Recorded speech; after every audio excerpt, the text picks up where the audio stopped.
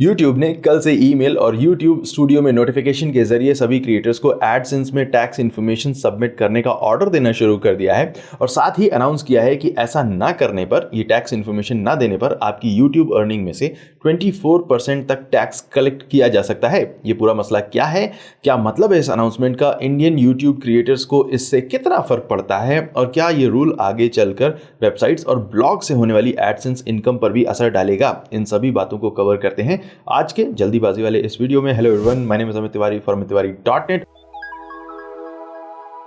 और आज की वीडियो में हम बात कर रहे हैं YouTube के US टैक्स इन्फॉर्मेशन अनाउंसमेंट के बारे में। सभी YouTube क्रिएटर्स को एक ईमेल मिली 9 मार्च को, जिसमें मोटे मोटे शब्दों में लिखा हुआ है कि अमेरिकन लॉ के हिसाब से गूगल को जून 2021 से ऐसे क्रिएटर्स पर भी US टैक्स लगाना होगा जो US से बाहर रहते हैं। इस ईमेल के हिसाब से 31 मई 2021 तक ये इन्फॉर्मेशन प्रोवाइड करनी कंपलसरी है, वरना गूगल ऑटोमेटिकली आपकी YouTube अर्निंग में से 25% अमाउंट US टैक्स के लिए डिडक्ट कर लेगा। नाउ 24% टैक्स डिडक्ट कराना और वो भी US गवर्नमेंट के लिए अजीब लग रहा होगा ना, लेकिन घबराने की जरूरत नहीं है। सबसे पहली बात कि ये टैक्स डिडक्शन आपकी पूरी YouTube इनकम पर नहीं होने वाला है, सिर्फ उन व्यूज से होने वाली इनकम पर होगा जो USA के व्यूअर से होती है। एग्जांपल के लिए मान लेते हैं कि आपके चैनल पर हर महीने 100 व्यूज आते हैं और आपको इन 100 व्यूज में से $10 की इनकम होती है। इन 100 व्यूज में से 50 व्यूज आपको USA के व्यूअर से मिलते हैं और इन व्यूज से आपको $5 की इनकम होती है। तो YouTube आपकी पूरी $10 की इनकम पर टैक्स डिडक्ट नहीं करेगा, बल्कि सिर्फ $5 पर करेगा जो USA के लोगों से मिले 50 व्यूज से आपने कमाए हैं। अगर आप हिंदी, उर्दू, पंजाबी, तमिल, मलयालम लैंग्वेजेस में कंटेंट क्रिएट करते हैं तो आपकी USA वाली ऑडियंस ऐसे भी कम है, उसके ऊपर टैक्स कितना कटेगा? 0 का 24% भी 0 ही होता है। दूसरी बात है कि 18 दिसंबर 1990 से इंडिया और USA के बीच में डबल टैक्सेशन अवॉइडेंस एग्रीमेंट चल रहा है। इन शॉर्ट इसे कहते हैं DTAA। DTAA ट्रीटी ऐसे लोगों या कंपनीज के काम आती है जो एक कंट्री में रहते हैं और उनका जो बिजनेस है या प्रॉपर्टी है वो दूसरे कंट्री में होता है। एग्जांपल के लिए मान लीजिए कि मैं इंडिया में रहता हूं और मेरा एक क्लाइंट USA में है। USA के क्लाइंट से मुझे $100 की पेमेंट आनी है, लेकिन वो उन $100 में से $10 टैक्स के लिए पहले से ही डिडक्ट कर लेता है। तो हमें कितने मिलेंगे? $90। नाउ टेक्निकली जब आप अपना इनकम टैक्स रिटर्न फाइल करेंगे तो आपको इस $90 की इनकम पर फिर से टैक्स देना पड़ेगा। एक ही $100 के काम पर पहले USA में टैक्स लग गया और अब इंडिया में लगेगा। हुआ है ना ये डबल टैक्सेशन। इसको रोकने के लिए सरकारों ने DTAA यानी double taxation avoidance agreement treaty करना शुरू, जिसमें अगर किसी एक चीज पर एक कंट्री में टैक्स लग चुका है तो दूसरी कंट्री में फिर से टैक्स नहीं लगेगा या कम रेट पर लगेगा। आपको जो अमेरिकन टैक्स कटने के बाद $90 की इनकम हुई है उस पर इंडिया में कोई टैक्स नहीं लगेगा या कम लगेगा, डिपेंड करता है रेट पर। आपको सिर्फ डॉक्यूमेंट्स दिखाने होंगे कि आपकी इस इनकम पर USA में ऑलरेडी टैक्स लग चुका है। YouTube के केस में आपको एडसेंस अकाउंट में जाकर अपनी टैक्स इंफॉर्मेशन देनी होगी और फिर गूगल USA गवर्नमेंट के लिए आपकी इनकम के उस पार्ट पर टैक्स डिडक्ट करेगा जो USA के व्यूअर से आपको हुई है, लेकिन साथ ही में आपको टैक्स रिडक्शन का डॉक्यूमेंट मिलेगा जिसे दिखाकर आप इंडिया में अपनी टैक्स फाइलिंग में रिबेट को क्लेम कर सकते हैं, क्योंकि आप ऑलरेडी अमेरिका में टैक्स पे कर चुके हैं। इंडिया की सिर्फ USA के साथ ही नहीं बल्कि करीब 85 कंट्रीज के साथ में ऐसी DTAA ट्रीटीज हुई हैं और हजारों लाखों बिजनेसेस इस ट्रीटी को ऑलरेडी यूज कर रहे हैं। हम खुद भी यूज कर रहे हैं। नाउ ये थी इस पूरी अनाउंसमेंट की थ्योरी, बट इस प्रोसेस को एक्चुअली में कैसे करना है अपने एडसेंस अकाउंट में, ये भी देख लेते हैं। एक बहुत लंबा सा प्रोसेस है। सिर्फ एक बात याद रखिए कि मैं अकाउंटेंट नहीं हूँ, सिर्फ SEO हूँ। यहाँ जो प्रोसेस मैं बताने जा रहा हूँ वो मेरे अपने एक्सपीरियंस और गूगल स्टाफ के इनपुट के बेस पर है। बट अगर आपको कोई कंफ्यूजन है तो आपको किसी रियल अकाउंटेंट या CA से बात करनी चाहिए, राइट? अब आपको जाना होगा एडसेंस अकाउंट में, उस एडसेंस अकाउंट में जिसके साथ आपका YouTube अकाउंट कनेक्टेड है, और यहाँ पर आपको क्लिक करना होगा साइड बार में पेमेंट्स टैब पर। यहाँ आपको प्यारा सा सुर्ख रंग का एक बैनर दिखाई दे रहा है, इसमें मैनेज टैक्स इन्फो बटन पर क्लिक करिए और आपको इस तरह से United states tax info section मिलेगा। इसमें ऐड टैक्स इन्फो बटन पर क्लिक करिए। हो सकता है कि आपको फिर से पासवर्ड एंटर करना पड़े और इस एडिशनल वेरिफिकेशन के बाद आपको सेलेक्ट करना होगा कि आपका एडसेंस अकाउंट किस टाइप का है।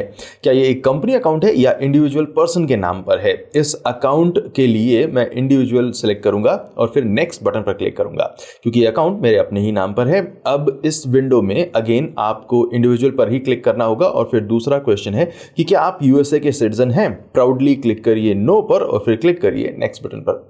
अब आपको एक और ऑप्शन मिलेगा दो टाइप के फॉर्म्स के बीच में सेलेक्ट करने का। अगर आपने ऊपर इंडिविजुअल क्लिक किया है अभी तक तो इस फर्स्ट ऑप्शन W8BEN को सिलेक्ट करना है और फिर नेक्स्ट बटन पर क्लिक कर देना है। और अगर आपने नॉन इंडिविजुअल या एंटिटी को सिलेक्ट किया है तो सेकंड ऑप्शन W8ECI पर क्लिक करिए और इसके बाद नेक्स्ट बटन पर क्लिक करिए। हमने इंडिविजुअल सिलेक्ट किया है अभी तक, इसलिए हम W8BEN पर क्लिक करते हैं और इस नेक्स्ट बटन को क्लिक करेंगे।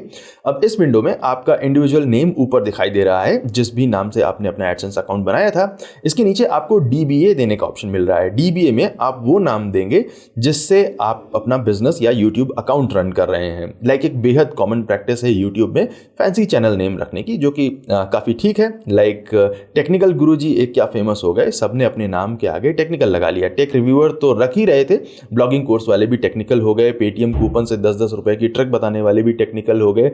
चाहे टेक्निकल की स्पेलिंग ना आती हो लेकिन वो टेक्निकल हो गए, सब टेक्निकल फला मांडे का। सो यहाँ पर आपको वो नाम डालना है जो आपने अपने चैनल के लिए लिखा हुआ है। लाइक अगर गौरव चौधरी अपने नाम के लिए फॉर्म भर रहे हैं तो यहाँ ऊपर नेम में डालेंगे गौरव चौधरी और नीचे DBA में होगा टेक्निकल गुरुजी। बट हम ठहरे नॉन क्रिएटिव बुद्धू सो इंसान, सो हम यहाँ पर नाम में भी अमित तिवारी डालेंगे और DBA में भी अमित तिवारी डालेंगे। इसके बाद कंट्री सेलेक्ट करनी है आपको, यहाँ इंडिया सेलेक्ट कर लीजिए और फिर आपको देना है फॉरेन TIN 10। फॉरेन TIN कोई नए टाइप का नंबर नहीं है, पूरी दुनिया को यूजर एक्सपीरियंस का ज्ञान देने वाले गूगल का खुद का आलस है। यहाँ सीधे सीधे पैन नंबर भी लिख सकते थे। फॉरेन TIN इंडियन यूजर्स के लिए पैन नंबर होता है। सो अगर आप इंडिया से बाहर के हैं तो आपका जो भी टैक्स आइडेंटिफिकेशन नंबर होगा वो यहाँ पर आपको डालना है और इसके बाद क्लिक करिए नेक्स्ट बटन पर। अब यहाँ आपको अपना एड्रेस डालना है, जो भी आपका लीगल एड्रेस है। और इसके बाद अगर आपका परमानेंट और टेम्परेरी एड्रेस दोनों एक ही है तो इस छोटे से बॉक्स को क्लिक करिए, टिक करिए ताकि आपको 2 बार एड्रेस ना भरना पड़े और फिर क्लिक करिए नेक्स्ट बटन पर। अब यहाँ आपको ट्रीटी के ऑप्शन मिल रहे हैं। यहाँ हम क्लिक करेंगे यस पर, क्योंकि हमारे देश का यूएसए के साथ ऑलरेडी चल रहा है आपस में ट्रीटी। तो यहाँ यस सिलेक्ट करिए और एक छोटा सा चेक बॉक्स आएगा, इसे टिक करिए और फिर इस ड्रॉप डाउन में से सिलेक्ट करिए इंडिया। ये सिर्फ उन कंट्रीज की लिस्ट है जिनकी यूएसए के साथ DTAA ट्रीटी चल रही है। वो दुनिया भर की जो सारी कंट्रीज वाली लिस्ट होती है वो नहीं है। तो आई थिंक इसमें सिर्फ 73 कंट्रीज हैं। सो इंडिया सेलेक्ट करिए और फिर यहाँ नीचे आपको 3 ऑप्शन मिलते हैं। इसमें से आपको सिलेक्ट करना होगा सेकंड एंड थर्ड दोनों ऑप्शन को। इन दोनों को सिलेक्ट करने पर आपको फर्स्ट ड्रॉप डाउन में से आर्टिकल एंड पैराग्राफ्स में से एक ही ऑप्शन मिल रहा है, इसको सिलेक्ट करना है और फिर विद होल्ड रेट में 15% रिड्यूस्ड रेट को सिलेक्ट करना है। दोनों ही ऑप्शंस में सिलेक्ट करना होगा। फिर यहाँ इस चेक बॉक्स को टिक करिए और क्लिक करिए नेक्स्ट बटन पर। अब इस विंडो में आपको अपने फॉर्म का प्रीव्यू देखने को मिलेगा। अगेन इस कंफर्मेशन बॉक्स में चेक करिए और नेक्स्ट बटन पर क्लिक करिए और फिर लास्ट में अपना लीगल नेम यहाँ इस बॉक्स में डालिए और फिर यहाँ इस बॉक्स में फर्स्ट ऑप्शन यस पर टिक करिए और क्लिक करिए नेक्स्ट बटन पर। अब सिर्फ 2 और एडिशनल ऑप्शन है। फर्स्ट ऑप्शन में आपको डिक्लेयर करना है कि आपकी टीम का कोई मेंबर या कोई स्टाफ यूएसए का सिटीजन है या नहीं है। इसके लिए नो पर क्लिक करिए और फिर नो के नीचे इस छोटे से चेक बॉक्स को भी टिक कर लीजिए। अगर आपका कोई स्टाफ मेंबर है यूएसए का तो आपको यस क्लिक करना होगा।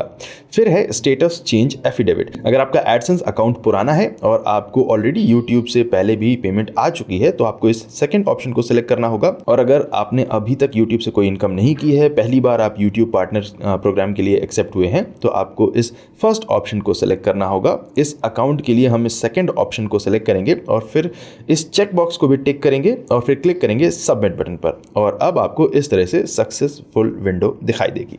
सो ये था पूरा फॉर्म भरने का प्रोसेस। इसे फिल करिए और DTAA ट्रीटी का फायदा उठाइए। एक क्वेश्चन है कि क्या ये सेम रूल वेबसाइट्स और ब्लॉग्स को होने वाली एडसेंस इनकम पर भी लगाया जा सकता है? आई थिंक लगाया जा सकता है, क्योंकि यूट्यूब हो या एडसेंस के एड्स अगर अमेरिकन ऑडियंस से इनकम हो रही है तो टैक्स लग सकता है। बट अभी कोई कंफर्म खबर नहीं है इस बारे में, सो देखते हैं कि क्या होता है। और अगर होता है तो आपको फॉर्म भरने का प्रोसेस ऑलरेडी पता है। Thank you so much watching this video. My name is Amit Tiwari for amittiwari.net and I will see you next time. Take care.